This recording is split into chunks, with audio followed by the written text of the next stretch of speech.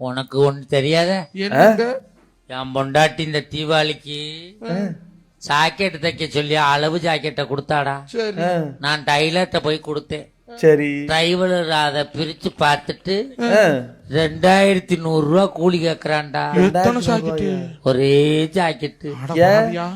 ஏன்டா 2100 ரூபாய்ன்னு கேட்டேன். சார், உங்க டீச்சர் ஜாக்கெட்ல ஜன்னல் வைக்க சொல்லிருக்காங்க.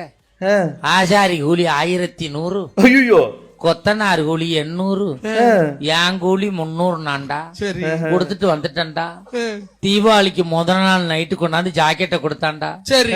காலையில ஜாக்கெட்டை போட்டுக்கிட்டு முந்தானே எடுத்து போத்திக்கிட்டு வர்றான் மாப்பிள்ள. இப்படியா? ஆமா மாப்பிள்ள. ஏனுங்க? ஜாக்கெட்ல ஜன்னலை பின்னாடி வைக்கணுமாமுல. எது?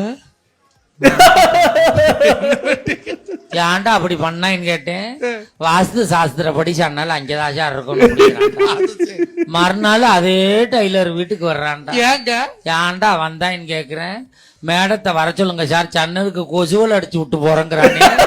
இந்த சினிமா பார்த்து மக்கள் டிவிய பார்த்து இந்த செல்போனை பார்த்து அழிஞ்சு போனது உண்மைதானே? உண்மைதாங்க. நல்லா இருக்கே.